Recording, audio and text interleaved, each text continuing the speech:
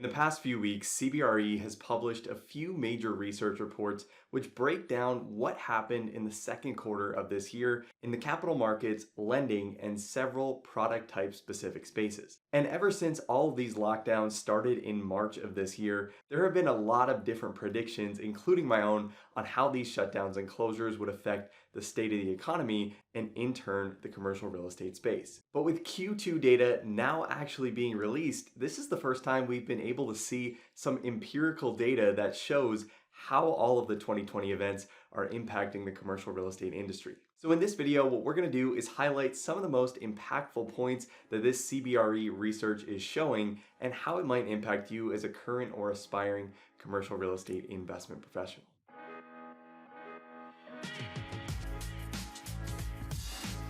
Hey, this is Justin from breakintocre.com, and if you're new here on this channel, we talk about real estate investing careers and real estate financial analysis. So if you're looking to break into the industry or advance your existing real estate investment or brokerage career, make sure to hit the subscribe button and hit the notification bell too so you don't miss any new videos as soon as they're released. So 2020 has definitely already had its share of rough times, and there's definitely no shortage of opinions on how all of these events are going to affect the commercial real estate industry as a whole going forward. But now that August has rolled around and we've had about 5 months of disrupted activity here in the US, we're starting to get some hard data points around what is actually happening in the commercial real estate space and what isn't. So in this video, we're going to break down a few of the most impactful trends that the research is showing right now and how these might affect you as a real estate professional and investor this year and in years going forward. So the first and one of the least surprising points of this research is that commercial real estate transaction volume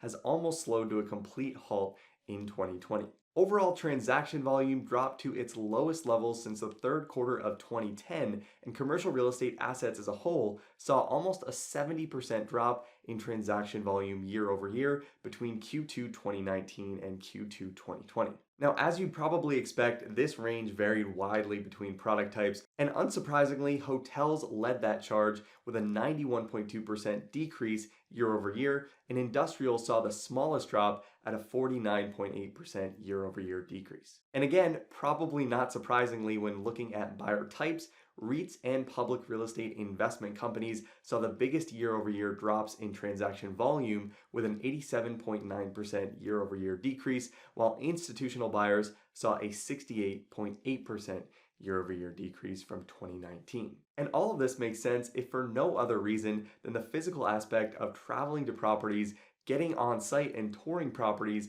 and coordinating on-site teams to conduct due diligence has become infinitely harder over the past several months, with extensive restrictions still in place in many US states. Buyers are also hesitant right now, and understandably so, due to the fact that it's not clear how long this is going to go on and what kind of long-lasting impact this is going to have on certain product types in the market. Now, somewhat related to the lack of transaction volume was another surprising piece of data that CBRE released, and that is that in general, pricing hasn't really adjusted yet. So the Real Capital Analytics Commercial Property Price Index, or CPPI, actually reported year-over-year price index increases among all major product types with the exception of hotel and retail properties, which were down 5.4% and 0.7% respectively since June of 2019. But aside from hotels and retail, office properties saw a surprising 2.3% increase, multifamily saw a 7.1% increase,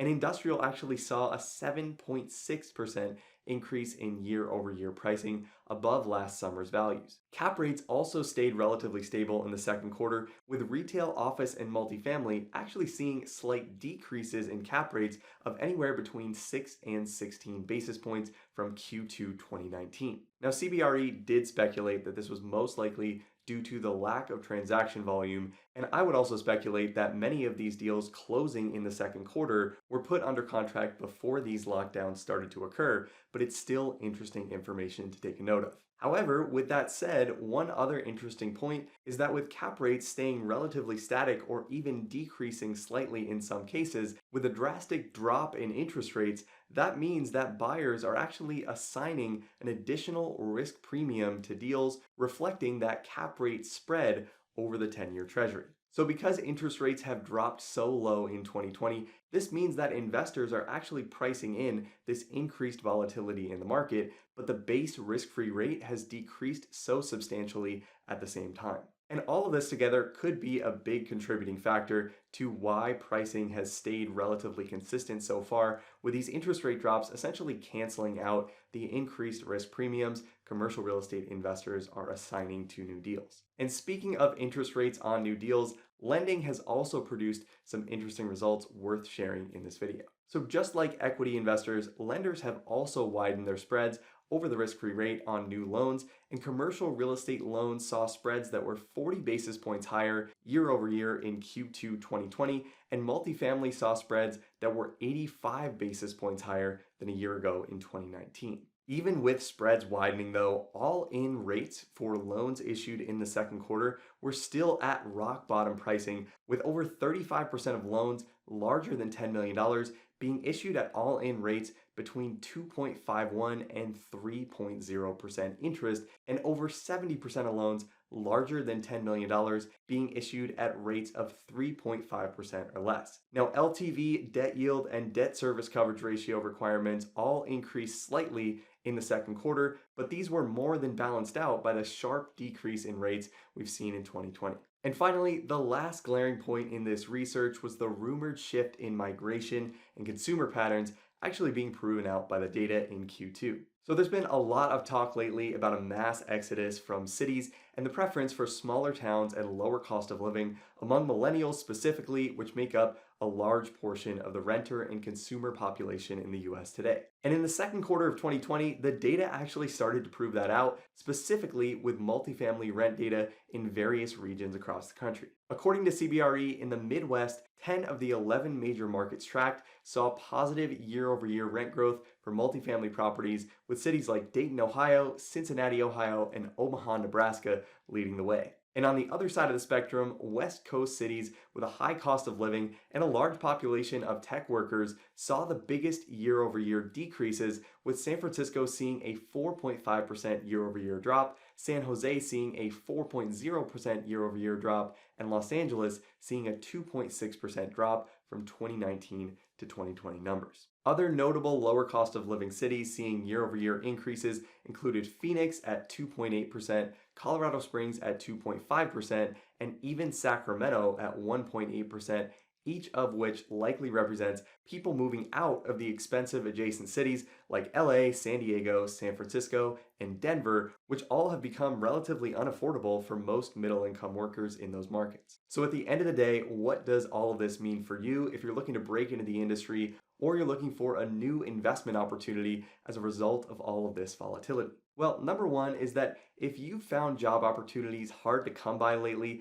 it's pretty clear at this point that the lack of transaction volume is likely to blame for this shortage. Just like we talked about in last week's video, real estate professionals get paid when deals are done, and when the market is stagnant, commissions aren't made, fees aren't incurred, and staff overhead as a whole becomes harder to sustain for commercial real estate investment shops. Now, the good news is that we are currently sitting at 2010 levels, meaning that transaction volume is likely only going to increase from here, even if it's slowly over the next 12 to 24 months. And with increased transaction activity comes increased payouts for commercial real estate investment and brokerage firms, which means more opportunity for you if you're trying to break into the industry in the near future. Now, aside from looking on the job front, the data is also telling us that the move from major cities to lower cost of living areas is happening, and with greater demand comes greater opportunity for investors able and willing to take a chance on a new market. Investors that made bets in the early 2010s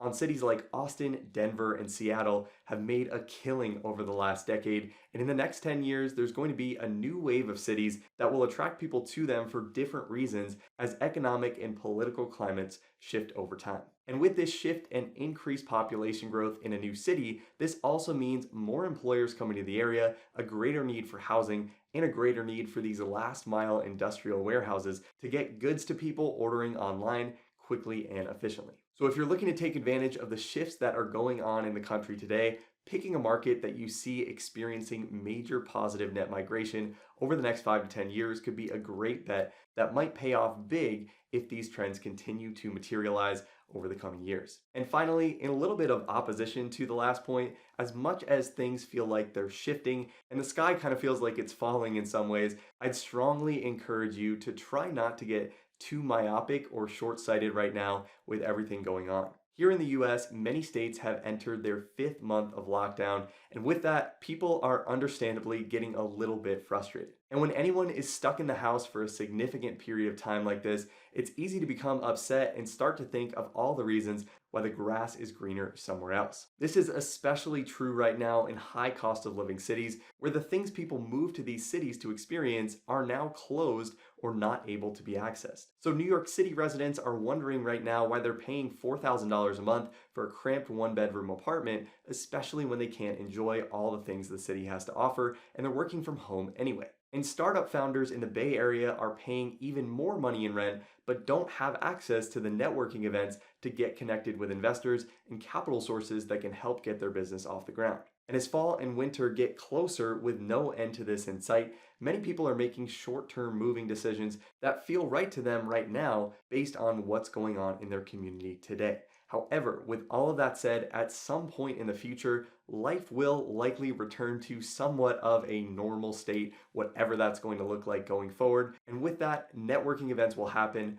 restaurants will reopen, many people will head back to the office, and as much as these smaller, non-coastal cities seem appealing to many right now, many of those people moving today will decide they missed the pace, the career opportunity, the weather, or any other number of things that drew them to the city they moved from in the first place. And with that, this mass exodus that we're experiencing will likely at some point in the future swing back in the other direction as pricing cools off in these major metros and opportunities in these major metros open up again. So as with anything in life, having a long-term view will help you tremendously right now in making career and investment decisions that are going to serve you best in the future. And whatever you're choosing to do investment-wise or career-wise, make sure you're playing the long game and looking out past the next 12 to 24 months. So overall, as we all know, 2020 has gotten off to a really interesting start, and I hope this video has helped you understand some of the data behind what's actually happening and going on right now in the economy as a whole and how that's affecting the commercial real estate landscape. Now, if you want to learn more about how to integrate information like this in analyzing real estate investment opportunities this year, or you're looking to break into the industry in 2020, make sure to check out Break Into CRE Academy, and I'll link that in the description below. And if you're interested in going into any more detail on any of this research we talked about in this video, I'll also link all the CBRE reports we referenced in the description below, so you can check those out as well. And if you have thoughts on what's going on in the market right now, I'd love to hear from you guys. So let me know in the comments any trends you're seeing in 2020 that I missed and what you think some of the biggest changes and opportunities are that are going on in the market today. Now, if you like this video and want to see more content like this, make sure to let me know by hitting the like button and subscribe to the channel so you don't miss any new videos as soon as they're released. Thanks so much for watching. I hope you found this video helpful, and I'll see you in the next video.